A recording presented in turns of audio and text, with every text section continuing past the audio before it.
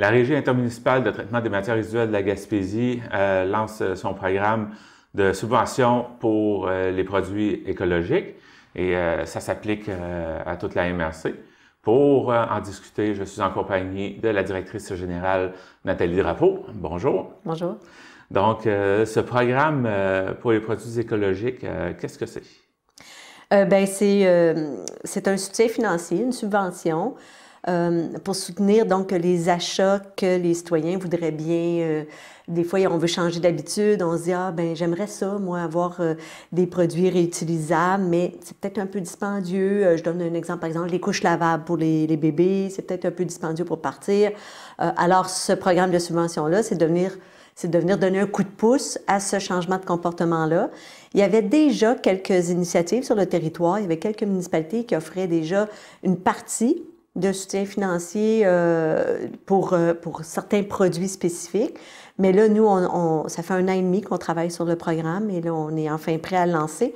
Puis on vise vraiment 6 catégories de produits et services.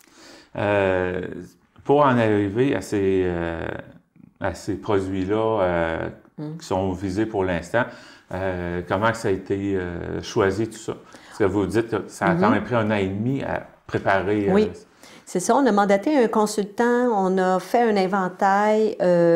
En fait, on s'est retrouvé avec 15 produits et services potentiels qui pouvaient présenter un intérêt.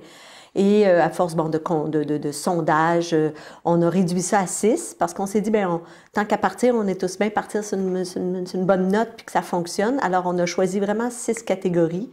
4 catégories de produits, 2 catégories de services, là, ou à peu près, là, mais entre autres, les couches, qui c'est déjà connu, les produits d'hygiène féminin, mais même d'hygiène corporelle, donc les savons en vrac, par exemple, les tampons démaquillants aussi, ça fait partie de ça, les emballages éco-responsables.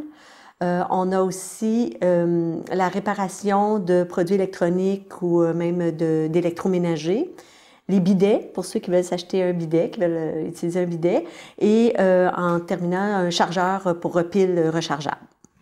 Vous parlez de la réparation des produits électroniques, sachant que souvent, pour réparer un appareil, que ce soit un téléviseur ou un électroménager, il y a des fois, on a l'impression que ça revient moins cher d'en acheter un flambant neuf que de le faire réparer. Donc, l'intérêt, elle vient de là? Bien oui, c'est ça. Ce qu'on veut, nous, on a 2-3 objectifs. D'abord, c'est réduire à la source, toujours. C'est notre objectif prioritaire. Donc, de réduire notre consommation, de réduire la quantité de matière consommée, de réduire les déchets. On veut prolonger la durée de vie aussi de ce qu'on achète comme bien. Alors, quand on vient soutenir financièrement, pour prolonger la durée de vie, quelqu'un qui se pose la question, qui dit, là, ma fenêtre de téléphone est cassée, puis je suis pas sûre que je vais continuer de l'utiliser comme ça, si on vient soutenir financièrement un peu le remplacement de la fenêtre, ça peut donner l'envie aux citoyens, à la personne, de dire, OK, je vais le toffer encore 1 an parce que j'ai remplacé la petite vitre à ce moment-là. Alors, c'est ça le but, c'est ça l'objectif du projet, du programme, qu'on essaie aussi pour lequel on a quand même commis une enveloppe significative, là, quand même 50 000 sur les 2 territoires. Il n'y a pas juste le territoire de la MRC du Rocher-Percé, il y a le territoire de la ville de Gaspé. Puis là, on s'est dit, cet argent-là est disponible, maximum 250 $ par adresse par année pour l'ensemble des produits ou des catégories. Puis, on va voir ce que ça va donner. Ce 250-là, vous y êtes arrivé comment pour déterminer ce montant-là? On voulait quand même, on voulait se dire, on ne veut pas privilégier juste 50 personnes ou 50 demandeurs. Donc, on s'est dit, il me semble que le monde va répondre ou va réagir ou va être enthousiaste par rapport au programme. Donc, on s'est dit, 250, ça permet quand même d'avoir un certain remboursement. 250, c'est pas négligeable, mais en même temps, ça donne la chance à plus de personnes d'en bénéficier. C'est 250, mais comme vous parlez, la réparation, il y a des biens, tout ça. Est-ce que c'est des remboursements intégral jusqu'à concurrence de 250 ou c'est un pourcentage à chaque achat? Bien, il y a des modalités. On invite les gens à aller voir là, sur le site Internet là, toutes les modalités, parce qu'il y en a pour certains, je pense que c'est peut-être 50 là, puis là, je ne suis pas sûre, je vous le dis comme ça de mémoire. Là, on a joué avec plusieurs modalités. Puis aussi, ce qu'il faut savoir, c'est que si l'achat ou la réparation est commise sur le territoire ou localement, il y a un 10 supplémentaire qui s'ajoute. Alors, c'est pour ça que je veux comme pas trop venir m'embarquer sur des précisions par rapport aux modalités spécifiques de pourcentage, mais au final, ce qu'on va proposer probablement comme approche, ou moi, ce que je dirais, c'est accumuler vos factures. Hein, si vous achetez, mettons, un chargeur à pile, en même temps, vous achetez des contenants réutilisables pour aller, pour maintenant faire des achats en vrac, hein, soit de produits de savon ou de farine ou de riz, de couscous, peu importe. Alors, les flacons, vous pouvez accumuler toutes vos factures de tous les biens, des couches ou des produits d'hygiène féminin. Vous accumulez vos factures, puis là, vous allez faire une réclamation sur le site et ça va vous permettre d'aller chercher le 250, excluant les taxes. Vous avez parlé d'un 10 pour l'achat local. C'est pour des achats faits pour des achats verts, on pourrait dire, là, qui rentrent dans le programme écologique. Hein. Fait que ces entreprises-là, vous parlez d'un bottin vert. Oui. Dans le fond, les entreprises se retrouvent dans ce bottin-là. Où est-ce qu'on peut aller acheter ces produits-là? Oui, c'est ça. Nous, sur le site Internet, il va y avoir le bottin vert. Donc, le bottin vert, nous, à date, on y retrouve les adresses qu'on a validé jusqu'à présent, mais un fournisseur local pourrait dire « Hey, moi, je peux offrir ces produits-là. Il suffit de nous appeler, on l'ajoute au bottin vert. » Donc, le bottin vert va être progressif. Il va se mettre à jour au fur et à mesure. Puis c'est ce qu'on veut. Nous, on veut un maximum de fournisseurs locaux qui vont lever la main, qui vont dire « Moi, je les offre déjà, ces produits-là, ou je suis prêt à les offrir. » Et à ce moment-là, bien, pour le citoyen, c'est plus facile. S'il cherche un endroit et dit « Bon, bien, OK, je suis prêt, moi, à passer aux couches lavables pour mon bébé. Ben, où est-ce que je peux trouver ça? Ben, le bottin vert va lui donner des pistes d'adresses où il pourra peut-être s'approvisionner localement. Là, ce programme-là, c'est pour réduire ce qui se retrouve au recyclage, aux déchets surtout. Est-ce que vous allez être en mesure de pouvoir mesurer l'impact du programme sur la réduction des déchets? Oui, parce que tous les achats qui vont avoir été remboursés, tout va être compilé dans des tableaux avec tous les commentaires appropriés. Et on va être capable de faire un bilan à la fin de l'année. Donc, quelles ont été les catégories les plus intéressantes? Quelles ont été les catégories où il y a eu un petit peu plus d'enjeux aussi, puis où peut-être le montant n'était pas suffisamment intéressant pour que les gens trouvent cette catégorie-là intéressante. Donc, on va documenter tout ça. Mais déjà, on travaille, nous, avec un organisme qui s'appelle GRAME, G-R-A-M-E. C'est eux qui vont gérer justement toutes ces demandes d'informations-là, qui vont faire l'analyse des demandes. Et ils ont déjà documenté certaines catégories de produits, notamment les couches lavables pour les bébés. Ils savent déjà que, par exemple, quelqu'un qui décide à la naissance d'un enfant de s'équiper d'un kit de couches lavables. Premièrement, il y a quand même l'économie, c'est à peu près 1 000 je pense, au final, là, quand tu calcules la vie du bébé là, et de l'utilisation des couches. Donc, ils vont calculer l'économie, mais aussi l'impact environnemental bénéfique ou associé à ces mesures-là. GRAME, c'est un organisme d'ici? Non, c'est un organisme qui est situé dans le coin de Montréal, qui accompagne déjà d'autres municipalités comme nous, particulièrement pour les programmes, particulièrement pour des produits les couches lavables, les couches d'incontinence, puis les produits d'hygiène féminin. Nous, on va un peu plus loin dans l'offre qu'on fait, c'est-à-dire qu'on est venu ajouter des catégories de produits et services parce qu'on s'est dit, bien, tant qu'à partir le programme, peut-être viser des catégories de produits qu'on retrouve souvent à l'enfouissement ou au recyclage et qui sont souvent utilisés en produits à usage unique. Je reviens aux flacons de savon de lavage. C'est un peu triste à chaque fois d'aller acheter un nouveau flacon. Ce qu'on veut, c'est le produit à l'intérieur. Alors, si on passe au vrac, par exemple, à l'achat au vrac, bien, ce qui est intéressant, c'est qu'au lieu de générer 6 flacons par année ou 8 flacons par année, bien, on réutilise toujours le même.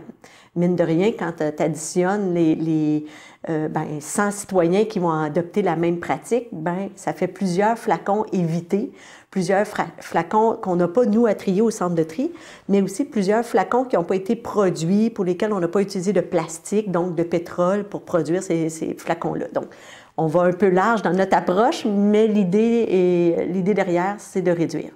Là, tu me parles des flacons, mais est-ce que, parce que bon, pour l'achat des produits écologiques, justement le vrac, est-ce que le fait aussi d'aller acheter les produits qui vont remplir nos flacons rentre dans Bien, dans ce contexte-là, pas nécessairement mettons, si tu vas acheter de la farine puis que tu arrives avec des contenants que tu as achetés, les contenants vont être remboursés, mais pas la farine qui va dedans. Mais c'est pour ça, donc, la catégorie des emballages éco-responsables, où je vais donner un autre exemple, là, je pense au milieu scolaire, là, les enfants avec la boîte à lunch, d'équiper la boîte à lunch avec tous les contenants qui peuvent être réutilisés, ça éviterait tous les petits emballages de biscuits, les sacs de sandwich. Tous les petits sacs qu'on retrouve qui sont assez nuisibles pour nous au centre de tri. Donc, d'être capable de convertir la boîte à lunch de l'enfant avec des contenants qui sont tous réutilisables, le thermos, la bouteille d'eau, le gobelet de café, par exemple. Je reviens à la tasse réutilisable. C'est pas nouveau, il y en a plein là, qui fournissent ça, des tasses réutilisables, mais c'est fou quand vous voyez passer, en tout cas nous on en voit passer beaucoup au centre de tri, les gobelets en carton puis en papier, là, il y en a des centaines à chaque jour. Si on pouvait en remplacer 10 ou 20 bien déjà on serait gagnant. Alors c'est un peu pour ça qu'on propose, c'est une des applications de ce programme-là. Là, en ce moment, on est à 6 produits et services. Vous parliez tout à l'heure que bon, il y avait eu plusieurs catégories qui avaient été mises sur la table et qui avaient été vérifiées. Est-ce que c'est possible que éventuellement on vienne élargir les produits admissibles? Peut-être. Nous, ce qu'on veut, c'est que ce programme-là soit populaire, que les citoyens le perçoivent comme, tu sais, enfin, il y a un petit peu d'argent qui nous revient. Parce que souvent, quand on va parler des matières résiduelles, c'est juste une dépense, c'est juste souvent une mauvaise nouvelle.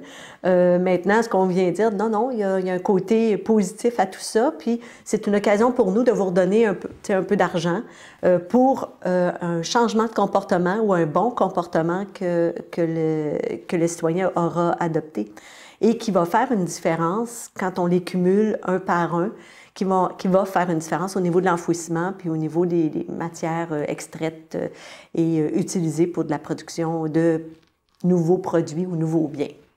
Donc, les gens peuvent passer par le site web de la Régie pour faire ces réclamations-là. J'imagine que ça doit être pas trop compliqué à faire. Oui, c'est ça. Bien là, alors nous, ce qu'on fait sur le site, vous allez sur le site web, vous allez voir, il y a une section là, où c'est écrit programme de produits écologiques. Vous cliquez sur le formulaire et vous allez avoir différentes directives. Et ce qu'on recommande aussi, c'est de prendre le temps de préparer vos factures, de préparer votre preuve de résidence, bien sûr, parce que nous, c'est un programme qui s'adresse aux citoyens du territoire couvert par la Régie. C'est ça, donc de prévoir vos petits documents avant de commencer, puis regrouper vos factures. Allez pas faire une réclamation pour chaque facture de 3 ou 4 ou 5 $, parce que là, peut-être que vous allez trouver ça lourd. Mais si vous ramassez tous vos trucs, à ce moment-là, vous vous asseyez, vous faites votre réclamation. C'était testé par des employés.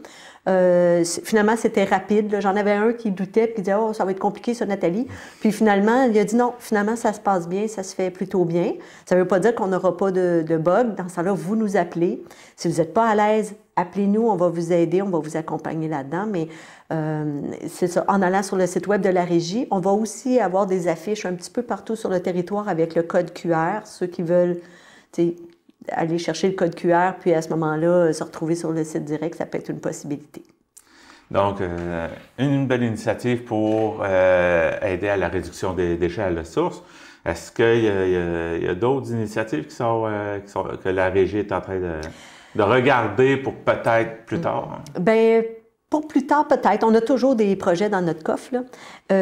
Mais celle-là, on va la digérer. On va la lancer, on va la vivre.